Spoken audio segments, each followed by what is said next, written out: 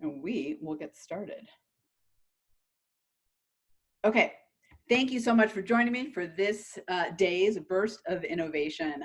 I wanted to cover a topic that I hear a lot of grumbling around and that I've had my own personal experience around for sure, which is how to get legacy thinkers on board with change. We all know them in our organization and we have to deal with them in our organizations. In fact, we have to deal with them to get things done. So that's the thing I want to cover in our quick 10 minutes today. I know there's some new names on here. Thank you so much for joining me. Just want to let you know, for all of us as a reminder too, that if you have a question, you can put it in the chat bar to everyone or to me directly, or if you have a comment about something, feel free to use the chat bar. If we have time, I try to get to the questions. If we don't have time, I try to find other ways to answer them in blogs or other videos or whatnot. Excuse me. So just make sure you use the chat bar. All right, let's get to how to get legacy thinkers on board with change. I'm guessing because more and more people keep joining that this is a hot topic for all of us. And in fact, I know it is. And part of the reason for that, I just want to say, is there are 5 generations in the workforce all at once right now. We're all squeezed into the workforce together.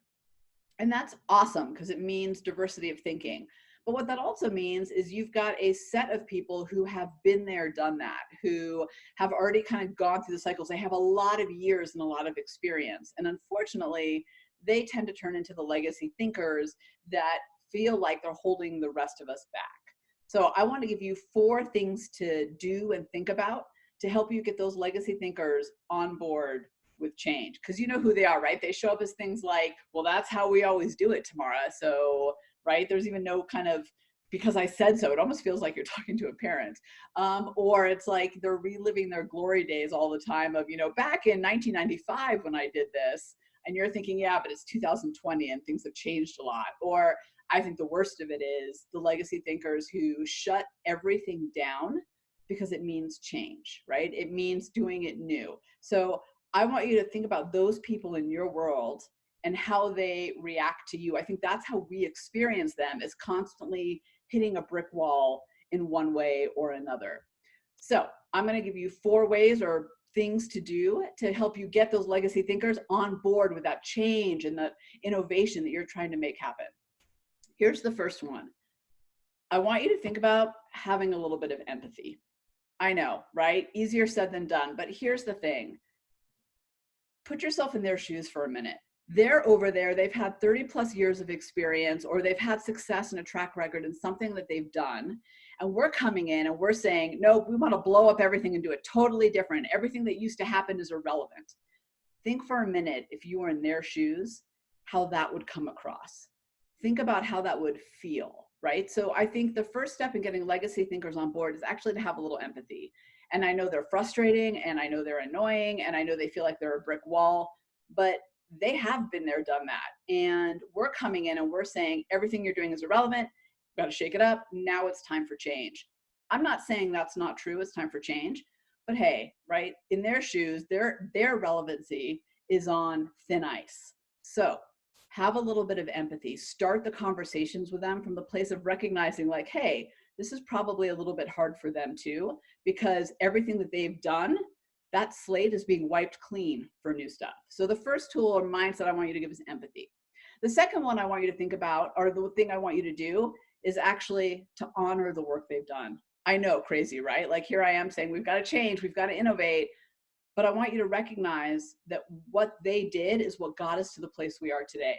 It's what led to success. Now, it's not going to lead to success tomorrow, but it did get us there. So we need to honor the experience that they have. And one of the things that I like to do with the people, my clients that I work with, who are legacy thinkers, is find something that they've been successful for and say to them, hey, Dave, I really appreciate what you did to get that business up and running. I really appreciate what you did to get those first customers in the door. I can see why what you did with those new products was so powerful. Whatever it is, here's what I find, right? We all have egos. We all want to feel valued and like we're contributing. If you start that conversation by honoring something that they did in the past, they will be more open to the future. It really is that simple. I mean, when was the last time someone told you you needed to do something differently, right? Kind of sucks. But if they say to you, hey, really cool how you got to here, now we're going to take it to the next level, right? The same is true for legacy thinkers. So first two is have empathy for them, put yourself in their shoes, right? They're struggling with relevancy. And the second thing is honor them, recognize what they've done that got you to where you are today. I promise you, it'll make them more open to the future. Now, here are the second two that are more tools and actually language that have really helped me get legacy thinkers on board with change, and for our clients as well. There's a lot of these next two tools in our toolbox online. But these are kind of a couple that I wanted to pull out for our very quick conversation today. So the third tool in here is connect. What I mean by that is connect the dots between what they said or did with where you want to go. So here's what we often do. So let's say I have an idea for a change in going after new business, going after new customers or members, right? We'll just use that as an example. Most of the time, what I would do is I'd go and I'd be like, hey team, right? Including the legacy thinkers, hey, this is what we're gonna do next. This was my idea, I've got it moving forward, let's go. Leaving those people who have already had experience to feel like I'm just shutting them down. So here's what I want you to do. And you have to do this meaningfully and totally authentic. This is not about manipulation. This is about connecting the dots for everybody. So the next time you want to propose change, and I'm just using the names I see on here, by the way, I'm not picking on any of you as being legacy thinkers. Let's say Christina, right? So instead of just saying, hey, Christina, here's the new direction we're going to go, I'm going to say, hey, Christina, you know, what you said in the meeting the other day about struggling with XYZ got me thinking about another thing we could try in this new direction. Do you see what I did there? I connected the dots between what I want to do with what she did. Hey, Christina, you know that thing that you tried a couple of years ago that you got success? Well, that got me thinking about how we could leverage that to go in a new direction. Connect the dots between what they did, what they know, what they've said to where you want to go. Say it out loud. It may be obvious to you in your head, even you may even already be thinking it, but if you don't say it, they'll never know. Connect the dots for them. Make them the inspiration for where you want to go. And I promise you, if you actually do this meaningfully, you'll actually see the dots. You won't be lying. You'll actually see it in front of you, and they will come along with you because they now are part of the journey. They're now part of the change that you're trying to create. The last one is include. And I think this is actually one of the most powerful ones. And the way you do this is with guided questions.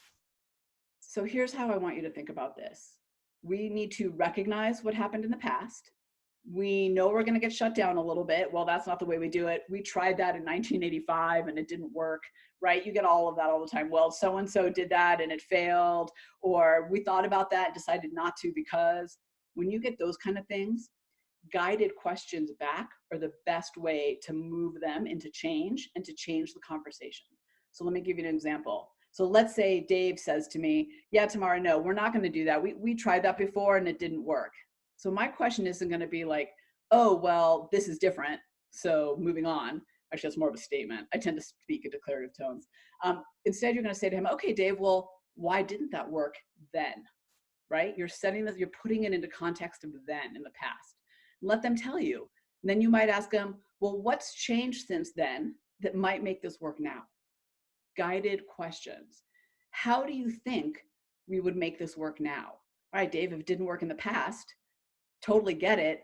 What led to that? How would we make this work now? What has changed since then?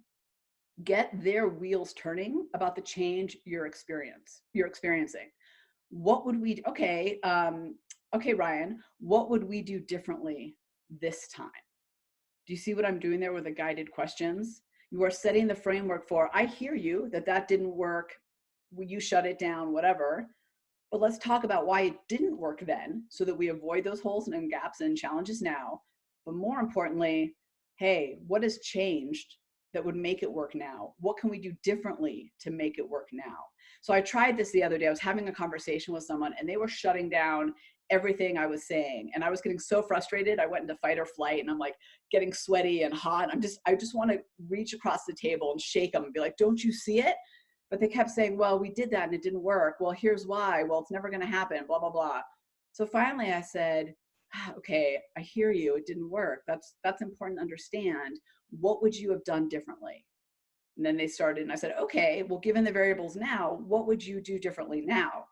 That got us to a place where they were on board with the innovation. And not only were they on board with the innovation, here's the other thing I'd say, they added to it. They made it stronger. So the thing I would leave you with, aside from the 4 tools, right? Empathy, honor, connect, include. The thing I would leave you with too is remember, those legacy thinkers are super frustrating, but they are a wealth of experience and expertise and knowledge, and they've seen things that we haven't seen yet. So while we are trying to implement change, and they're fighting it, I think the frame that we need to come from is how can we leverage them better? Right? We're going to leverage them by having some empathy about the situation they're in, right? They're fighting relevancy. We're going to honor what they did so that they're open to the possibilities. We're going to connect with them so that what they're thinking and doing actually connects with where we want to go. And we're going to include them by asking guiding questions that get their brains thinking and getting from being trapped in yesterday to moving forward. All right, I went a minute over, but thank you so much for joining me on today's Burst of Innovation. If you have any other questions or comments, please, please, please feel free to reach out. I always love to connect. And now I have that awkward